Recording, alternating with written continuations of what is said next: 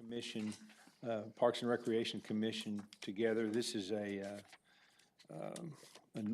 regular meeting of the Parks and Recreation Commission set for today, April 15th, 2019. It is 5:32 p.m. by my watch.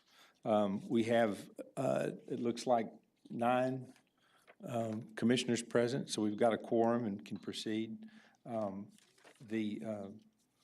The meeting is called to order, and the first order of business would be citizen communications. And I understand Cody Shugart's here today to speak to us. Cody, would you like to address the commission? Absolutely. Do I stand here? Wherever you like. My name's Cody Sugar. A bunch of you guys know me, and I know you all as well.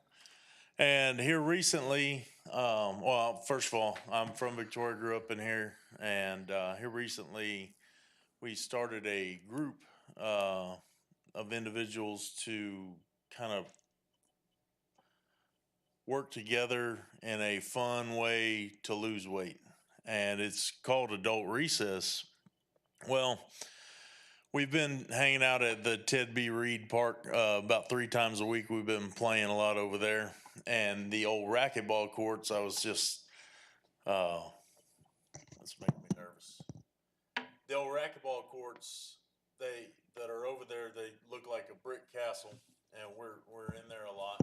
And it just kind of hit me one day. I was like, man, this would be an awesome art project for kids in our community, because it's just a blank canvas and it needs a little bit of work. And basically what I'm proposing, I don't have any pictures or ideas, but just to see if we could come up with something to move forward, to be able to put some ideas out there. I was thinking, paint murals in there with Victoria history, or we could do, paint murals of downtown Victoria, just something nice and classy that you could get the kids involved to do something at the schools. And as far as funding for it, I would, personally make it my mission to reach out to local businesses to do everything on a donation basis for like paint and supplies, and then, get with art clubs and teachers of different schools to see about getting the kids to put something together. And I just, instead of making that an eyesore, we could make it something that could be, nice for the community. Because a lot of people frequent that park, and a lot of people don't even know that it's racquetball courts. And another part of it too is, going there with pressure washers, clean up the floors, repaint the stripes, and, just put a little bit of love back into it. It wouldn't cost the city anything. And so basically that's what I'm seeking permission to at least bring y'all some ideas. Well, thank you, Cody. I appreciate your time and your energy and your interest in it.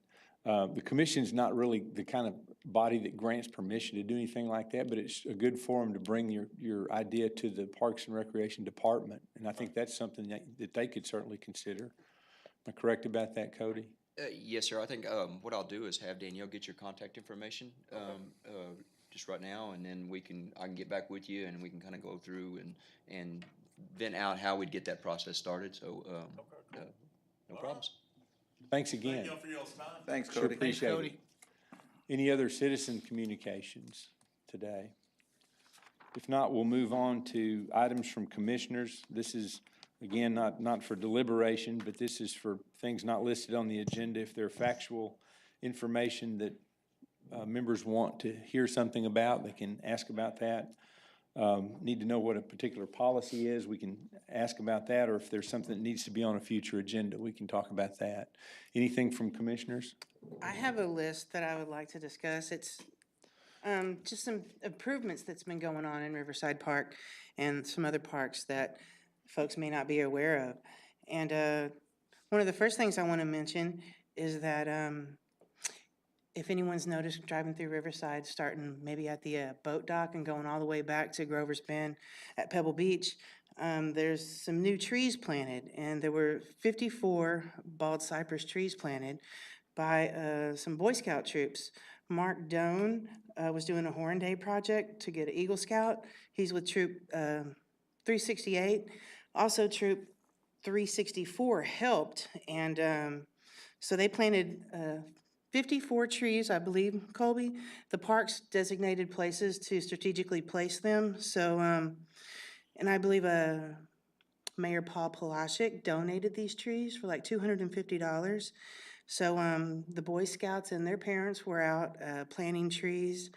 And so if you see some red flags flying with some cages around them, this is a Boy Scout project. And it looks awesome, and I'm really glad to see that out there. It's going to help hold the bank down for future flooding and stuff like that. That's one item. Also, I'd like to commend the Parks Department for doing some clearing in Riverside.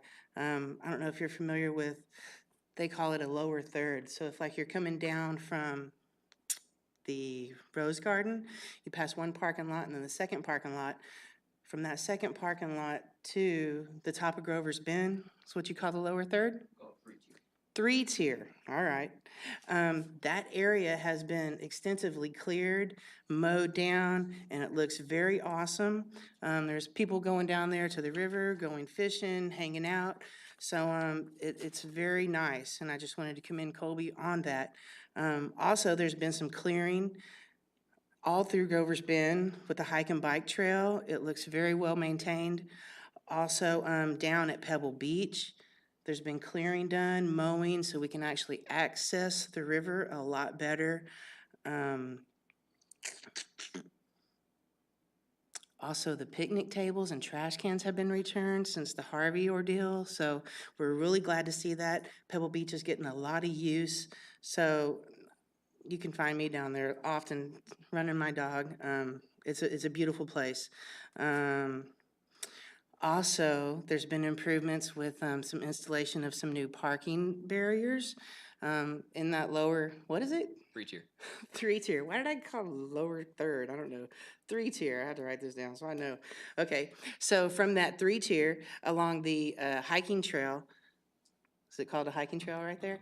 Yes, there's new parking barriers, so it adds to lots of safety. So when you're on the trail, it's right close to the road, so it's a safety issue now, so that the cars can't get the people on the trail. So it's really nice, and the trail goes all the way around to Pebble Beach. There's a little bit still missing in the very back, but you can make your way around. It's really great to ride your bikes or walk down there. So it's very nice, very nice. Also, I would like to commend all the mowing in the entire Riverside Park.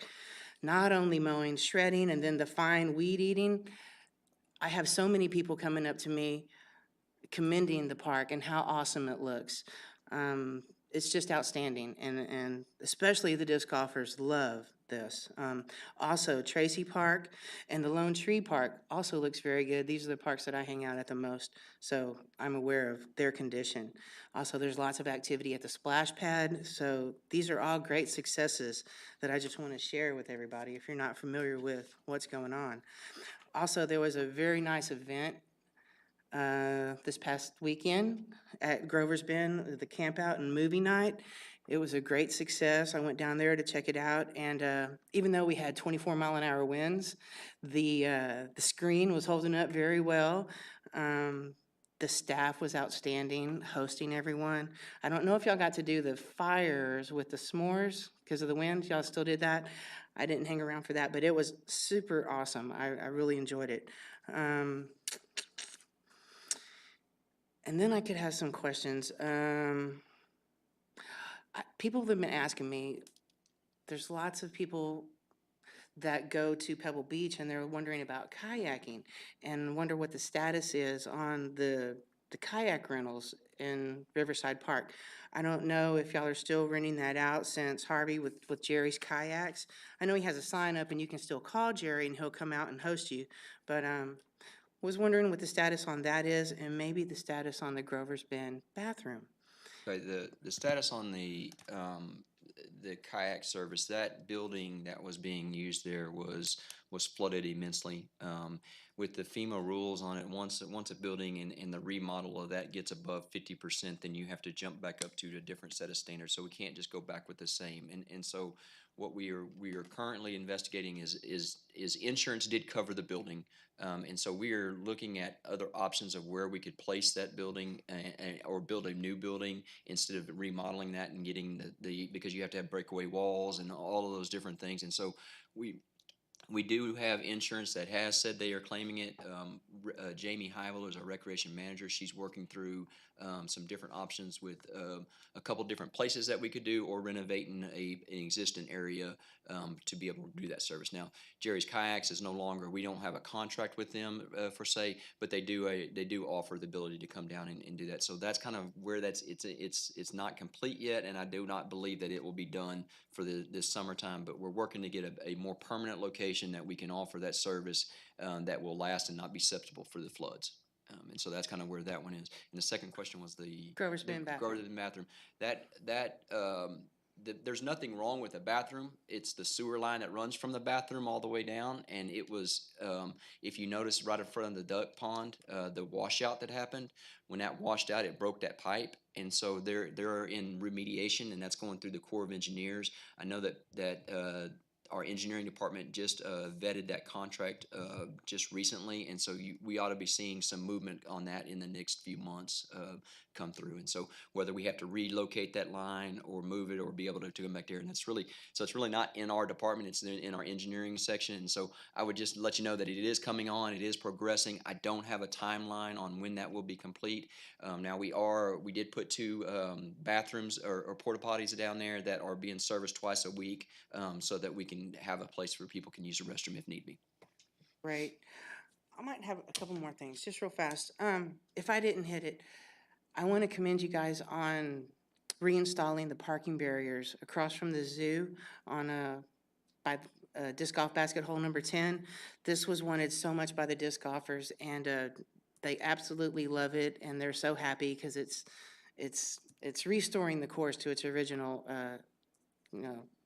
the way it was. So we really like that. And also, all the clearing, the extra clearing that's being done in Fox's Bend. The golfers are so excited to see this clearing getting done. So thank you so much for doing that. You're making lots of folks happy. Thank you. That's all I got. All right, thank you, Gail. Any other comments from commissioners on anything in particular? Okay, let's move on then to approval of the minutes from, let's see, is this the December 10th, 2018 meeting? That's a long time to remember. One issue I wanted to make sure that we were correct on was the makeup of the committee to study the Ethel Lee Tracy Playground. We've got it has Jesse, Gloria, and Melissa. Is that the committee? Is that correct? And Gail and Miss Repka. I'm sorry? And Miss Repka. There was 4 on that and committee. Gloria. I mean, and Gail. I'm sorry. Okay. All right.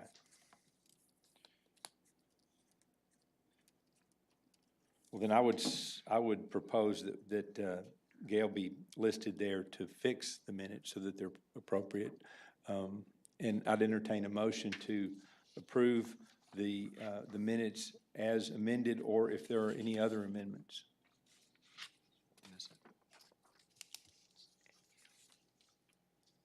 Is there a motion to approve them as amended? All right, thank you, Melissa. A second? Second. It's moved and seconded to approve the minutes as amended by the addition of Gail Repka as one of the committee members there. All in favor say aye. Aye. Any opposed? Okay, that passes, and those minutes are approved.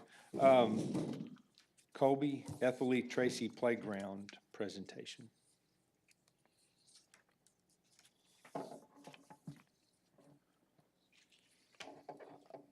Hope this thing works out for me.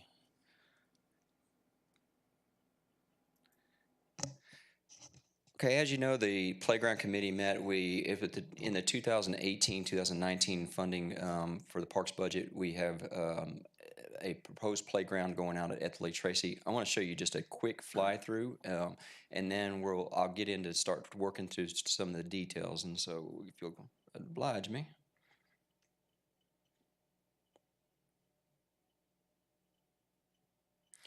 And as you can see, this will be Victoria's very first inclusion playground. And the inclusion playground is designed in a sense so that people of all abilities can use this playground. But one of the things that staff and I walked through when we started working through the playgrounds and deciding to go with an inclusion playground was that we wanted to take it one step further. And because what I had found with most inclusion playgrounds is that they are a lot of decking, which you need to have so that wheelchairs can get through and that. But we don't want to eliminate the play value of the playground for all kids, and so that we're not building for one group or the next group. And so what we came up with is we're labeling it as our play, and that's so that we take this playground to a different level. And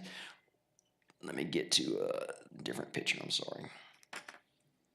What we're wanting from this is to have the inclusion aspect of it, but also to have the other play value. And what I want to do is we want to incorporate those two playgrounds together and then start working kids together from the different apparatuses. And anybody that was on that playground committee, please step in and say whatever you'd like to say at any point. And so, uh-oh, my screen just went dead. Josh? Oh, here it is. I saw you get a low battery warning earlier. That's, I think your juice ran out. I just took it off the thing. I am sorry, guys. Do you have a, I don't have a Plug cord. for it. I don't have a cord with me. what kind does it take? Just that one right there. Oh, that's a small one. Yeah.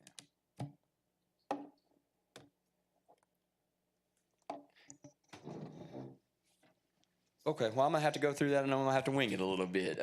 No good old-fashioned handouts? No good old fashioned. I thought I had everything here, and I apologize. My cord, Dan, you don't happen to have one, do you? No. All right. So when we developed the playground and we started looking is how do we take the kids that may need the handicap access and get them to play with an able-bodied kid and vice versa. And so what we came up with is the entry point, and it naturally flows into the different apparatuses that we're using. And so you will have areas that wheelchair access can be available, you can go to, and that will funnel able-bodied kids to that. But you also have areas where that able-bodied kid's going to go on their own and do their adventures part. But when they exit the playgrounds, they're going to exit the playgrounds together, and they're going to exit where it funnels them to what you saw here was the music section of that playground. There's also a piece that is like the old merry-go-round that particularly can sit with a handicapped kid. There's some autistic versions in there for if you notice, there was a little playhouse there for the autistic kids that they can be able to get out of the noise and stuff and have their own little space, but still have things that other kids will come and play and be involved in. So that's where we kind of came up with the our play concept, and not this is an inclusion playground. This is our play. It's for all of our kids of Victoria, and I think that the playground committee did a great job looking at this. We had a meeting with Funabounds, who is the vendor for this. They came down and we went through multiple different options and different theories and that. And I will welcome Gail or anybody else that would like to talk about about that process. And I think it was something that was very successful. I'm very excited about how the playground turned out. We used every dime that we could. It's coming in right at budget, and I'm really excited. Melissa, I don't know if you've got anything else or anybody else that was on that committee would like to talk about it. I'm so sorry that my computer just died on me. What I thought happened was it was a pretty smooth process as far as with the Funabounds. She was so helpful in kind of presenting us with a lot of different ideas as to what I guess Kobe had first talked to her about. And so we like the idea of the inclusion and how the, or the music section would really come together for kids, because a lot of times they're not getting a lot of that in school anymore. So just being able for kids and adults to be out there playing together and enjoying their time. So it was really good. We took the concept of the old swing. If you looked at the swing set there, and we've got 6 different swings on there. We've got the normal toddler ones that you set them in the basket. Then we have the regular swings that were just the lap seats, and then we also put in 2 different types of seats. That one is an ADA seat that comes down over the top of the child and latches them in, that they can be pushed on. And the neat part of the next one was one that is that, plus it's where a parent can sit on the other side, and so you're facing each other as you're swinging. And so that was really, I thought a good concept for that area. It worked out great. We had some changes because we looked at potential of a zip line going through and just couldn't quite get there money-wise, but felt like this actually worked better. I think that in the long run, it functioned better for us, where we got a lot of value out of the money that we did have available.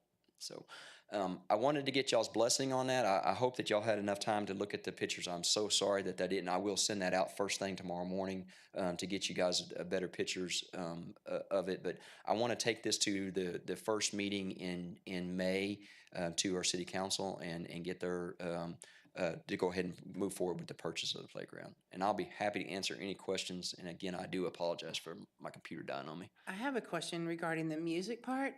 Is there mallets to play the instruments with? Yes, for the ones that have it, there are the different, I call them little, drum sets type of deal, but yes, they are. And they're kind of pre-tuned, and so you'll be able to hear that and to make the right sounds and that. It's a very, very popular apparatus that a lot of times that gets passed by, and I thank Melissa for that, because she was very adamant about that section of it, and I think it flows with the playground tremendously, and is a very neat piece of that overall playground.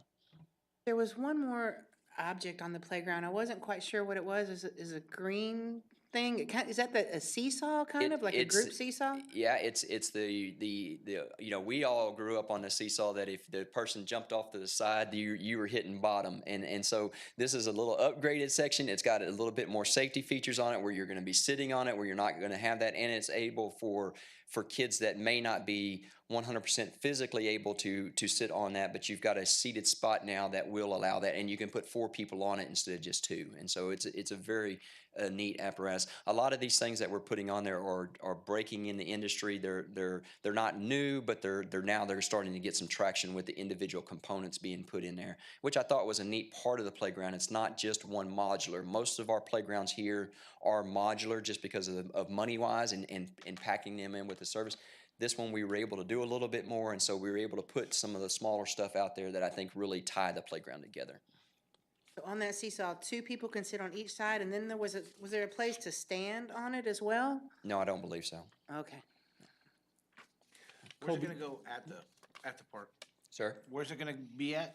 It will be to the left of if you're looking at the splash pad at Ethel Lee Tracy, it'll be onto the left-hand side. And I will say that we do need phase 3, and that's gonna be about $150,000 for another bathroom out there. So if anybody wants to, write a check or whatnot, we'll be glad to go into phase 3 for it too.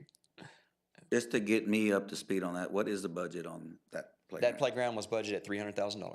Okay.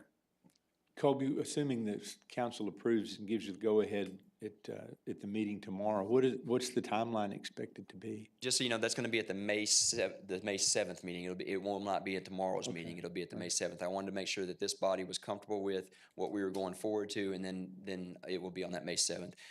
You're looking at about a 6 to 8 week turnaround on it, so we're hoping mid-July that we're up and running. It just really depends on their manufacturing processes and how they can get it down. I know that the company that we will, as soon as they get it arrived here, they'll go to work on it, and it won't take them, very long to install. It's just a matter of getting all the components produced.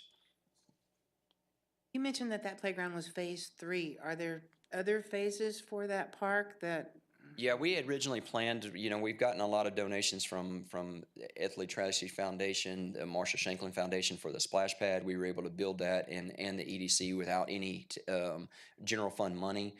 So that was phase one. Phase two is putting the playground in, and then phase three is to bring in a bathroom at that facility closer. There is one across the street, or across the park a little bit that can be used, but we'd like to have one closer to the splash pad so that, kids go using the splash pad can go and easily access without having to go, across the street. Cody, I'd like to comment on that, the park that you got it there. I'd like to applaud you on, being ADA qualified on that in helping with our kids that are autistic. Because I think this is great. It brings more families in there, because there is it brings a lot of awareness into our parks here. Sure. So that is awesome there. And I want to say that all of our playgrounds are ADA compliant. Every one that we put in are ADA compliant, where the inclusive part it takes that next step. And so it really goes beyond that. Everything that we build will pass ADA compliance, but that doesn't mean it's the play value of it for a handicapped child may not be there. And we're hoping and we believe that this playground will give that play value to all of our children. And the foundation, will that be of soft rock, or would that be? The of rubber, foundation or- will be basically it's you think of wood mulch, but think it's rubber mulch, and then it's bonded together, so it's called bonded rubber. And so it's available to you can walk through it now.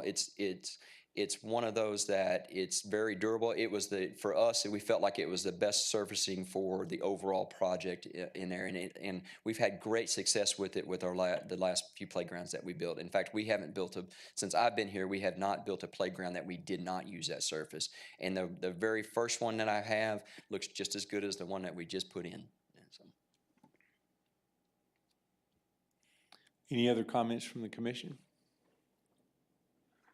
Well, Colby, thanks very much. Thank you. Once again, I'm sorry about the computer issue. I thought that. That's okay. Let down by technology once again. All right. Well, we're at the end of the agenda, and we will entertain a motion to adjourn. We have Mr. Keelan? unfinished business, the election of the executive chairperson. Mr. Keeling? I think that's Is number on seven. the playground, as far as that, I want to make sure that this body, if we do have a consensus, that way when I do go to council, that the Parks Commission is consensus that they support this playground. And so if we can get a nod of heads or We could, if someone wants to just propose a resolution to approve where we are and the direction we're going in. I Would make a that be motion, we go forthcoming through from the forward. committee, I for make a example? motion, we go forward with it. Okay, all in favor? I'm in favor. Aye. Any opposed? Okay. thank you. Let's do that. That'll help me out. All right. So Mike, you had a, Yes, if you remember in the minutes there, towards the end, it says the election of officers. I think we left the executive chairperson to be elected at our next meeting, which is today. So we still need to, it was Ms. Replica and Jesse Oliveras, the two nominees. good point, good catch, and we didn't get it on the agenda. So, That's on the second. we may need to, I don't think we could take any action on it if we're supposed to act in a, And no, sir, and I left that off the agenda, and I left off the agenda we had another committee that we were going to develop with the master plan committee. And the reason that I left that off the agenda was I wanted to call this meeting to get the playground part in, but I also want, with us bringing in a new city manager, and I wanted to give the new city manager some chance for him to learn our park system, to learn what we're doing and what we're about. Our master plan is not due to be updated for another 2.5 years, so we have plenty of time. And I wanted to get that input before we started something, and I wanted to make sure that he was able to see what we were doing and put forward. And so that's why that was left off the agenda for that sense. Now, if we need to, there's not a pressing need to have the executive chairperson. Now, we can call a special meeting if that's the will of this commission to do that in the next month or so. I just need some, what direction would y'all like to go on that one? well, if you think it would be best to kind of coordinate that with the new change over, that's fine with me. I mean, what do you guys think? Any thoughts? I think that'd be great. You're wanting to coordinate that committee with the master plan committee?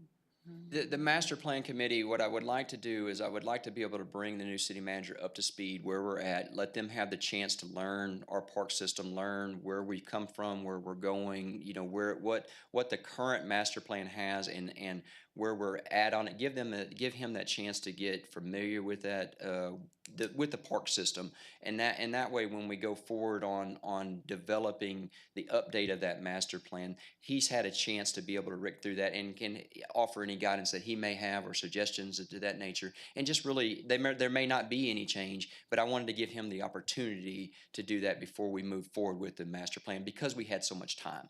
That we weren't pressing to do that. We don't have to get it done, you know, within the next 3 months or anything to that nature. We've got plenty of time to do it, and so there's not a huge rush on it. And I just felt like that would be get him on board with where we're moving. Okay, well, I think without an agenda item, I don't think we can do anything about it anyway, but we could put it on the next agenda. Yes, sir. Okay. Well, I think that's our only option, probably. So, Let us know exactly what the executive chairperson does. Can we ask that question? good question.